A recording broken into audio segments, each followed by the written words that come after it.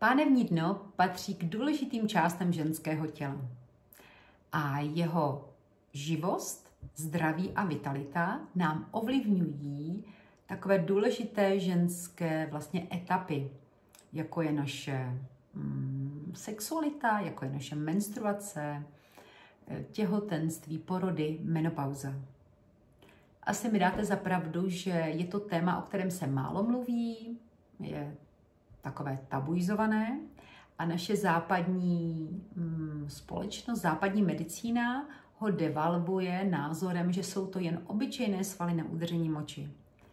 A já vám v tomto krátkém povídání chci představit metodu 3x3, která dává ženě návod, takzvaný takový komplexní návod na tuto důležitou ženskou část těla.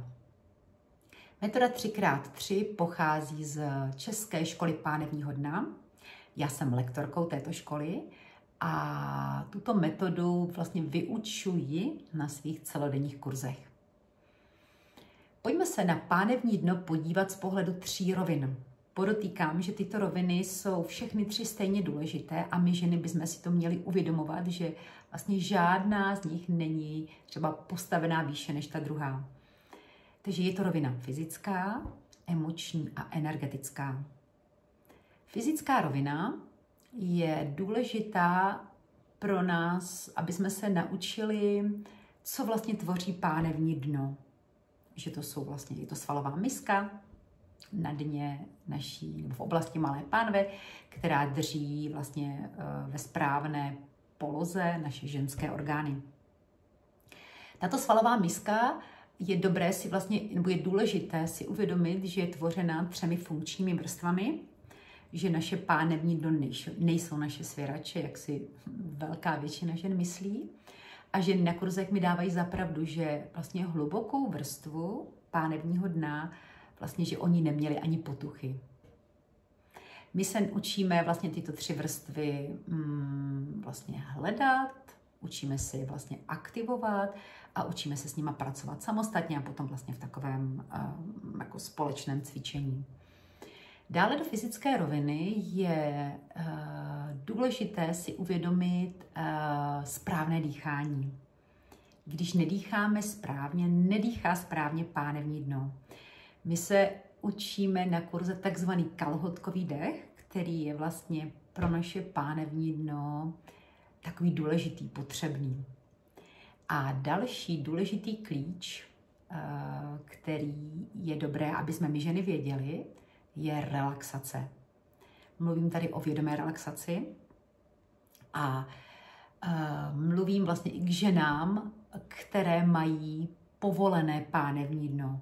Ženy, které mají stažené pánevní dno, tak vám asi logicky přijde, že pojďme se naučit relaxovat, ale relaxaci potřebují vlastně všechny, takovou vědomou relaxaci potřebují všechny pánevní dna. Jo, bez relaxace vlastně se nedokážeme lehce dostat vlastně k svalům pánevního dna.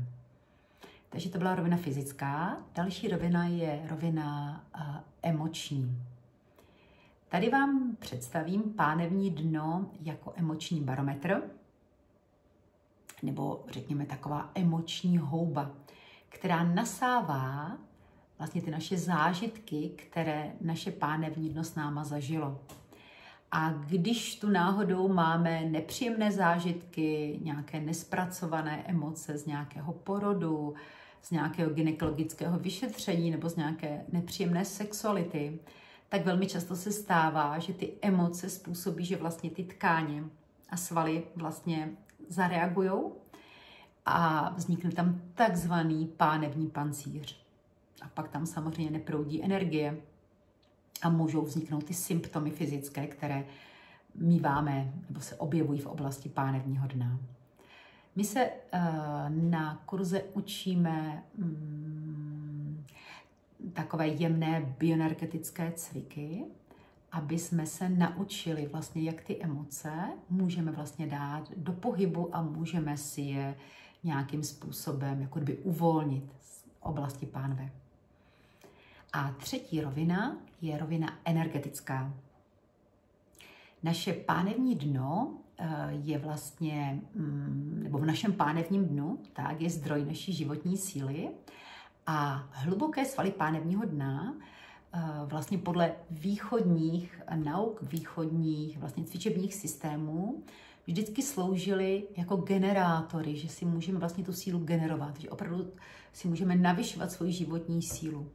Takže toto se učíme. Tak. Současně, když mluvíme o energetické rovině a jsme v oblasti pánevního dna, tak tady leží vlastně, nebo je místo první a druhé čakry. Takže jsou tady takové důležité témata, které je taky potřebné si uvědomit. A jsou to témata našeho uzemnění, témata naší stability, dále tady leží naše kreativita, naše ženská síla, ženské sebevědomí, ale samozřejmě leží tu i naše strachy, naše úzkosti a naše agresivita. Takže i toto je z energetického hlediska dobré vlastně si to uvědomovat a vědět o tom.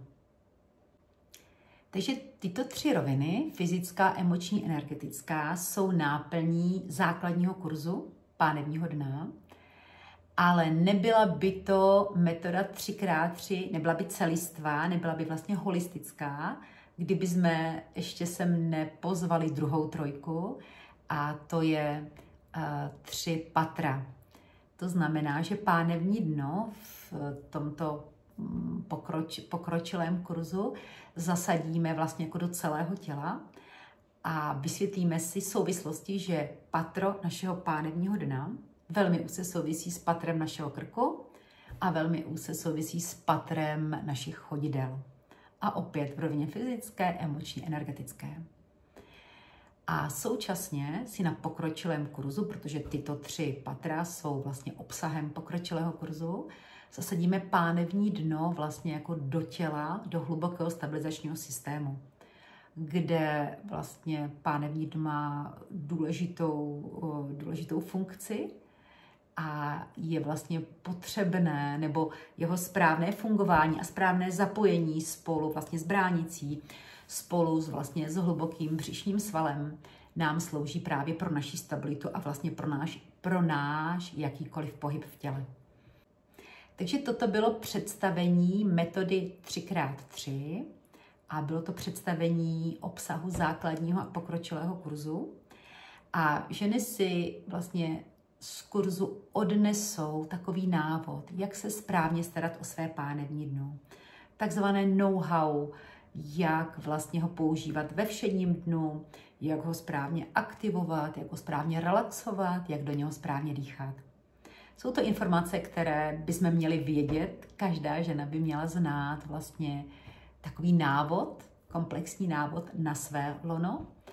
A jsou to informace, které nám měly říct naše maminky, bohužel to nevěděly, takže proto jsou tady ty kurzy pánevního dna, kdy si to my ženy odevzdáváme v tom bezpečném kruhu žen.